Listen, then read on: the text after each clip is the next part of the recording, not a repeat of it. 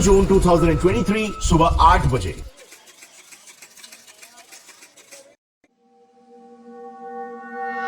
Canada से करीब 600 kilometre east में टाइटन सबमरीन ने अपने 5 पैसेंजर्स के साथ 13,000 फीट मतलब मान लो ऑलमोस्ट 5 बुर्ज खलीफाओं जितना डीप अंडर वाटर एक्सप्लोरेशन के लिए अपना सफर शुरू किया। बट अनफॉर्चुनेटली सफर के कुछ 1 hour 45 मिनट्स बाद ही सबमरीन का सतह से कम्युनिकेशन टूट गया और वो पानी में कहीं पर गुम हो गई। अब इस सबमरीन के साथ ऐसा होना उसके इन्वेंटर के लिए कोई नई बात नहीं थी, क्योंकि ऐसा पहले भी हो चुका था।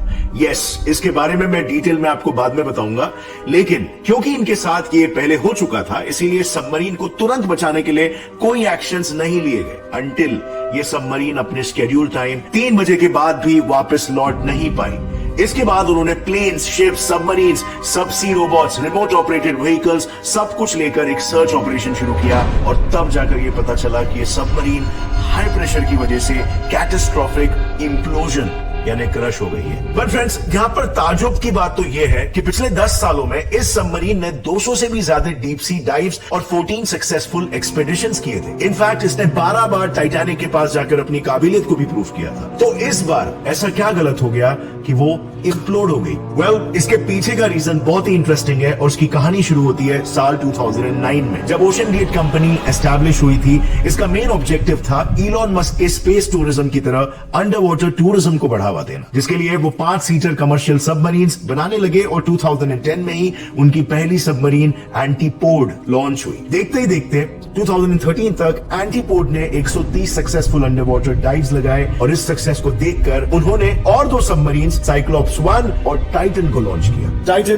बेसिकली एक सबमर्सिबल है, मतलब जहां सबमरीन्स इंडिपेंडेंटली ओशन के बॉटम तक जाके सरफेस पर वापस आ सकते हैं, वहीं सबमर्सिबल्स को लॉन्च और रिकवर करने के लिए दूसरे शिप की जरूरत होती है और अगर उसका शिप के साथ कम्युनिकेशन ही टूट गया तो उसे ढूंढना मुश्किल हो जाता है। अब शुरुआत के कुछ दिनों में तो द बहामास, सैन जुआन ऐसे आर्किपेलागोस यानी कि चेन ऑफ आइलैंड के एरियाज में ये अंडर वाटर डाइव्स करें, लेकिन उनका मेन मकसद था टाइटैनिक को अभी के प्रेजेंट हालत में लोगों को दिखाना, क्योंकि एक बहुत ही बड़ा बिजनेस बन सकता था और इस प्रोजेक्ट को उन्हें जल्द से जल्द स्टार्ट करना था, क्योंकि साइंटिस्टों के हिसाब से 2030 तक टाइटैनिक का ऑलमोस्ट पूरा मलबा अंडर वाटर करंट और बैक्टीरियल डीके की वजह से गायब हो जाएगा। और इसीलिए 2017 में ओशन गेट ने टाइटैनिक एक्सपेडिशन प्लान किया और पहली विजिट शेड्यूल हुई, जिसके टूरिस्ट सीट की प्राइस थी 86,20,578। Yes, that's the figure. But take another shot, ये तो शुरुआत की प्राइस थी। जब जुलाई 2021 में इसका पहला एक्सपेडिशन लॉन्च हुआ तब प्राइस सीधा 2.5 टाइम्स बढ़कर 2 करोड़ 5 लाख रुपीस हो गई। अब यहाँ पर एक्सपेडिशन शुरू हुआ था 2021 को और फिर 2021 से 2023 के बीच में 12 बार टाइटन टूरिस्ट को टाइटैनिक की विजिट कराकर सही सलामत वापस लेकर आई। एंड माइंड यू, इन सारे विजिट्स में हर बार ओशन गेट कंपनी के फाउंडर और सीईओ स्टॉकटन रश खुद भी शामिल थे। और अभी रिसेंटली 18 जून 2023 को हुए एक्सीडेंट वाले डाइव में इंटरेस्टिंग चीज ये थी कि उस सबमरीन में बैठे बाकी के पैसेंजर्स भी कोई नॉविस नहीं थे, बल्कि दे वर ऑल ट्रेन्ड प्रोफेशनल्स जिनको डीप सी डाइविंग का अच्छा खासा एक्सपीरियंस था। देखो, इस सबमरीन में 5 जन बैठे थे। सबसे पहले तो कंपनी के सीईओ स्टॉकटन रश खुद, क्योंकि उनकी खुद की कंपनी थी, काफी टाइम से सबमरीन्स में ट्रैवल ऑलरेडी कर रहे थे टेस्ट करने के लिए चीजों को। और फिर बैठे थे उसमें अगले पर्सन पॉल हेनरी, रह चुके थे और अंडर वाटर टाइटैनिक के ब्रैकेज तक 37 टाइम्स जा चुके थे। एक्चुअली उनकी नेवी से रिटायरमेंट के बाद उन्होंने अपनी खुद की कंपनी खोली थी RMS टाइटैनिक, जो टाइटैनिक से आर्टिफैक्ट्स को रिट्रीव करके प्रिजर्व करती थी ताकि उस पर स्टडीज किया जा सके। अब यहाँ पर कैन यू इमेजिन कितने आर्टिफैक्ट्स उन्होंने टाइटैनिक से वापस जमीन पर लाए होंगे? 5000। और इसीलिए उन्हें सबमरीन्स और अंडर वाटर के बारे में एक अच्छा खासा नॉलेज था। फिर थर्ड पैसेंजर जो थे वो थे हैमिश हार्डिंग। इनके नाम 2 वर्ल्ड रिकॉर्ड्स है, जिसमें से एक मरियाना ट्रेंच, ओशन का सबसे डीपेस्ट पॉइंट जो है उसमें ज्यादा देर तक एक सबमरीन में रहने का वर्ल्ड रिकॉर्ड है। सो अगेन इनको भी इस फील्ड का एक अच्छा खासा प्रैक्टिकल एक्सपीरियंस था। और 4th and 5th पैसेंजर थे एक पाकिस्तानी बिजनेसमैन शहजादा दाऊद और उनके बेटे सुलेमान, जिनके लिए ये फर्स्ट टाइम एक्सपीरियंस था। सो 18 जून 2023 को वो ट्रैवलर्स टाइटैनिक को एक्सप्लोर करने के अपने सपने को पूरा करने के लिए निकल पड़े। प्लान वो सिंपल, टाइटन सबमरीन में बैठकर 12 PM को टाइटैनिक डीब्रीज जो कि 12,500 फीट डीप है उसके पास जाना, उसे 1 से 1.5 घंटे एक्सप्लोर करना, ऑब्जर्व करना, 7 PM तक वापस से सतह पर आ जाना। लेकिन the things didn't turn out to be expected over here. Nothing went according to the plan, क्योंकि जैसे ही सबमरीन को उसके कैरियर शिप से नीचे डाइव के लिए छोड़ा गया, तभी ही अनफॉर्चुनेटली उसका अपने कैरियर शिप से कम्युनिकेशन टूट गया। पर कम्युनिकेशन टूटने के बावजूद भी किसी ने इस पर ध्यान नहीं दिया until वो सबमरीन अपने स्केड्यूल टाइम पर वापस से ऊपर नहीं आई। अब ध्यान क्यों नहीं दिया गया, इसके पीछे का रीजन एक्चुअली में काफी इंटरेस्टिंग है, क्योंकि ऐसा इस टाइटन सबमरीन के साथ पहले भी हो चुका था। इन्होंने एक तरह से इसकी आदत थी। अब इसके बारे में डिटेल में बस थोड़ी देर में हम बात करेंगे, लेकिन जैसे ही खबर कैरियर शिप में बैठे हुए क्रू को मिली, उन्होंने तुरंत यूएस कोस्ट गार्ड को इसके बारे में एक अलर्ट भेज दिया। पूरी रात सर्च ऑपरेशन करने के बावजूद भी उनके हाथ कुछ नहीं लगा और इसीलिए अगले दिन एक कैनेडियन प्लेन की मदद से इस सर्च ऑपरेशन को दोबारा से शुरू किया, जिसके लिए उस प्लेन ने सोनर वॉइस यानी कि अंडर वाटर माइक्रोफोन्स को ओशन में ड्रॉप किया, क्योंकि उससे अंडर वाटर प्रेजेंट ऑब्जेक्ट्स का लोकेशन मालूम पड़ जाता है। लेकिन अनफॉर्चुनेटली उससे भी कोई खबर नहीं मिली और सभी सबमरीन की लोकेशन को लेकर क्लूलेस थे। ये इवेंट बहुत ही जल्द एक ग्लोबल प्रॉब्लम बन गया एंड आई रिपीट, ये सब कुछ शायद अवॉइड हो पाता अगर ओशन गेट कंपनी के स्टाफ ने सबमरीन के कैरियर शिप के साथ कांटेक्ट नहीं तोड़ने दिया होता, या फिर इवन मे बी कांटेक्ट टूटते ही सही डिसीजंस लिए होते। इनफैक्ट हाल ही में दुनिया ने ऐसे कई सारे नियर डेथ एक्सपीरियंसेस देखे हैं, like Covid, Russia Ukraine war, Odisha train accident, इसमें सही समय पर सही डिसीजंस ना लेने की वजह से काफी सारे लोगों की जानें चली गई। मिसाल के तौर पर कोविड को ही ले लो, जिसको दुनिया के गवर्नमेंट्स ने, स्पेशली चाइनीज गवर्नमेंट्स ने नॉर्मल फ्लू बताकर नजरअंदाज कर दिया था और सही समय पर एक्शंस ना लेने की वजह से 2020 में ही पूरे दुनिया में 3.3 मिलियन से भी ज्यादा लोगों की जानें चली गई। इसी दौरान ग्लोबली हजारों लाखों बच्चे रातों रात अनाथ हो। तो समझते हैं कि टाइटन में ऐसे क्या मेजर फ्लॉज थे जिस वजह से हादसा हुआ। तो देखो, सबसे पहले तो टाइटन कोई नॉर्मल एक्सप्लोरेशन सबमरीन नहीं बल्कि एक एक्सपेरिमेंटल सबमरीन थी, यानी कि आप इसे फर्स्ट टेस्ट मॉडल भी कह सकते हो। अब क्योंकि इसे बनाया ही एक्सपेरिमेंटेशन के लिए गया था, इसीलिए इसके फाउंडर ने इसके शेप को भी नॉर्मल स्पेरिकल से चेंज कर दिया था into cylindrical shape, and the reason was mostly because of business. उन्होंने मे भी सोचा कि स्पेरिकल सबमरीन में सिर्फ 2 ही लोग बैठ सकते हैं, तो एक ऐसा डिजाइन बनाना चाहिए जिसमें एक ही टाइम पर ज्यादा लोगों को ले जाया जा सके, और इसीलिए उन्होंने सिलेंड्रिकल शेप की सबमरीन बनाई। पर सबमरीन के डिजाइन को चेंज करना ही टाइटन के फाउंडर की सबसे बड़ी भूल साबित हुई, क्योंकि सबमरीन को स्पेरिकल इसीलिए बनाया जाता है सो दैट उसके हर साइड पर वाटर प्रेशर इक्वल हो और उसके क्रश होने के चांसेस कम हो जाए। और इन्होंने ऐसा शेप बना दिया जिस पर प्रेशर अनइक्वली डिस्ट्रीब्यूट होता है, प्लस कैबिन स्पेस बढ़ाने से सबमरीन के सेंटर में ज्यादा प्रेशर लगता है, जिससे उसके बीच से टूटने के चांसेस ज्यादा हो जाते हैं। ऑल्सो डिजाइन कॉम्प्रोमाइजेस के साथ साथ इन्होंने मटेरियल के साथ भी छेड़खानी की। यूजुअली सबमरीन्स को टाइटेनियम से बनाया जाता है, क्योंकि टाइटेनियम हार्डेस्ट मेटल है और वो डीप सी के इंटेंस प्रेशर को झेल सकता है। पर टाइटन में बस नाम का ही टाइटेनियम इस्तेमाल किया गया था, बाकी पूरी सबमरीन को एक ऐसे मटेरियल से बनाया गया था जो हाई प्रेशर में आराम से ब्रेक हो सकता है, carbon fibre. Carbon fiber is a great material. It's better than titanium. It's better than a lot of other materials.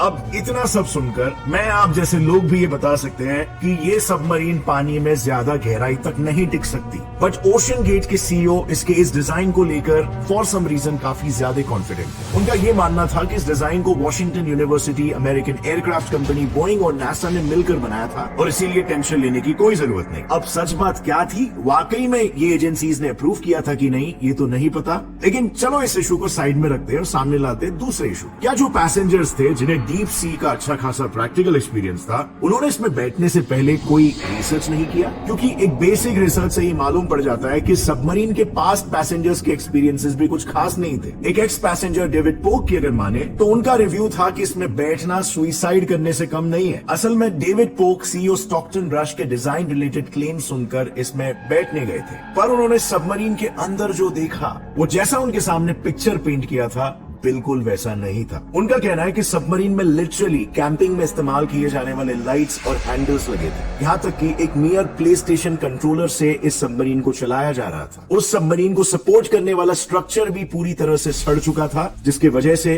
उनका कहना था कि सबमरीन कभी भी टूट सकती थी। इन्हीं रीजंस की वजह से उन्होंने देखा कि पूरे डाइव के दौरान सबमरीन में कोई ना कोई प्रॉब्लम आ रही थी, जिसमें से सबसे मेन थी कम्युनिकेशन फेलियर। उनके डाइव के दौरान करीब 5 घंटों के लिए सबमरीन का अपने कंट्रोल रूम से कम्युनिकेशन टूट गया था, बिल्कुल वैसे ही जैसे करंट इंसिडेंट में हुआ। पर उनके केस में वो लकी थे कि किसी तरह कम्युनिकेशन री-एस्टैब्लिश हो गया और वो अपनी कहानी सुनाने के लिए आज जिंदा बच गए। और इसीलिए मैंने आपको पहले कहा था कि ओशन गेट स्टाफ के साथ ये पहले भी हो चुका था। पर इससे भी ज्यादा डरावना एक्सपीरियंस था उसके दूसरे एक्स पैसेंजर आर्थर लोबेल का। उनके ट्रिप के दौरान तो लिटरली सबमरीन का एक पार्ट ही डिटैच हो गया। अब ऐसे में आप ही बताओ, कोई भी इंसान क्या करेगा? डाइव कैंसिल करेगा, राइट? लेकिन आर्थर का कहना है कि ओशन गेट के सीईओ ने इस पार्ट को नायलॉन स्ट्रैप से बांधकर रीअटैच करके डाइव को कंटिन्यू करा दिया। So definitely company as a whole security और सेफ्टी को इतना इंपॉर्टेंस नहीं दे रही थी। बट यू नो व्हाट, ये दोनों हादसे कभी होते ही नहीं अगर टाइटन के फाउंडर ने 5 साल पहले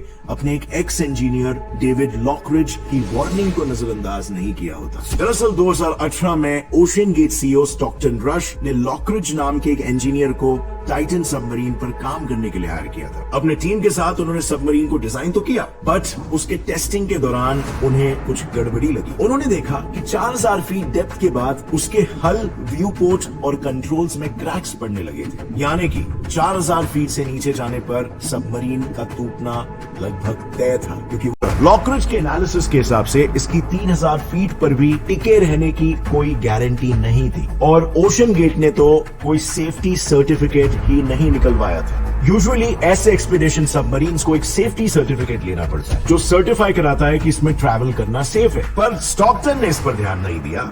डेविड लॉकरिज का कहना है कि इन चीजों को लेकर उन्होंने स्टॉकटन को वॉर्न भी किया, पर बजाय इसके कि वो इसका कोई सोल्यूशन निकाले, रश ने लॉकरिज को ही कंपनी से फायर कर दिया। एंड जब उन्हें सेफ्टी सर्टिफिकेट पर क्वेश्चन किया गया तो उनका कहना होता कि ऐसे अप्रूवल प्रोसेस रैपिड इनोवेशन के रास्ते का सबसे बड़ा कांटा होती है। रश के हिसाब से अंडरसी क्राफ्ट्स के लॉज नीडलेसली इनोवेशन के ऊपर पैसेंजर सेफ्टी को प्रायोरिटाइज करते हैं, और इसीलिए उन्होंने सर्टिफिकेशन ना लेते हुए सिर्फ एक प्रोटोकॉल ऐड कर दिया, जिसमें इसमें बैठने वाले सभी लोगों को एक डॉक्यूमेंट पर साइन करके ये एक्नॉलेज करना पड़ता है कि ये सबमरीन किसी भी रेगुलेटर से अप्रूव नहीं है। इनफैक्ट दुनिया में सिर्फ 10 ऐसे सबमरीन्स हैं जो कि 13000 फीट तक जा सकते हैं, जहां पर टाइटैनिक है, और जिसमें टाइटन का नाम ऑफ कोर्स कहीं पर भी नहीं है, क्योंकि उसके पास सर्टिफिकेट ही नहीं है। सबसे पहले तो सब स्टैंडर्ड क्वालिटी से सबमरीन बनाना, उसके प्रीवियस पैसेंजर्स के नेगेटिव एक्सपीरियंसेस पर ध्यान नहीं देना, उस पर काम कर चुके इंजीनियर्स की एक्सीडेंट रिलेटेड वार्निंग्स को नजरअंदाज करना, एंड लास्टली बिना किसी सेफ्टी सर्टिफिकेशन के ट्रैवल करना। काफी अनयूजुअल बात है कि इतने सारे साइंस को इग्नोर करके कंपनी के फाउंडर और पैसेंजर्स ने इसमें ट्रैवल किया। लेकिन अब सवाल आता है कि दुर्घटना आखिर घटी ही कैसे? वेल, रिसेंटली आई रिपोर्ट्स के अनुसार इस एक्सीडेंट के पीछे का रीजन कैटास्ट्रोफिक इम्प्लोजन हो सकता है, जिसके चलते सबमरीन की हालत कुछ ऐसी हुई होगी। अब जैसे जैसे आप समुद्र में गहराई में जाते रहते हो, एक ऑब्जेक्ट पर जो चारों बाजू से प्रेशर अप्लाई हो रहा है, पानी के वॉल्यूम की वजह से वो बढ़ता चले जाता है, बिकॉज जितने गहराई में आप हो उतना ज्यादा वॉल्यूम पानी का ऊपर से आपके ऊपर एक्ट कर रहा है, राइट? पानी के जो मॉलिक्यूल्स हैं, और नीचे से पानी के मॉलिक्यूल्स की बॉयंसी। सो चारों बाजू से अगर प्रेशर अप्लाई हो रहा है तो ऐसे में कोई भी सॉलिड ऑब्जेक्ट क्रश हो जाएगा, इम्प्लोड हो जाएगा। सो अगर लेटेस्ट रिपोर्ट्स की माने तो यूएस कोस्ट गार्ड ने एनालाइज किए सोनार डेटा के मुताबिक वो सबमरीन कैटास्ट्रोफिक इम्प्लोजन का शिकार हो गया है, और ऐसा इसीलिए क्योंकि पानी के 10,000 फीट नीचे प्रेशर सी लेवल के कंपैरिजन में 350 टाइम्स बढ़ जाता है। इतने प्रेशर में कोई भी अनसर्टिफाइड सबमरीन क्रश हो सकती है, जिसे साइंटिफिक लैंग्वेज में कैटास्ट्रोफिक इम्प्लोजन कहते हैं। सो एक्सप्लोजन मतलब बाहर की तरफ फटना, जैसे कोई फटाका फटता है, और इम्प्लोजन का मतलब अंदर की तरफ फटना, यानी क्रश हो जाना। उसमें मौजूद लोग किसी पेपर कप की ही तरह पलक झपकाते ही क्रश हो गए होंगे। I know this is very unfortunate event, जिसमें सभी लोग ओशन गेट कंपनी को ही ब्लेम कर रहे हैं। मेरा भी ये मानना है कि कंपनी ने जेन्युइनली काफी ज्यादा सेफ्टी को लेकर लापरवाही रखी, और शायद अगर स्टाफ ने कम्युनिकेशन टूटते ही इमीडिएटली एक्शंस लिए होते तो आज ये दुर्घटना नहीं घटी।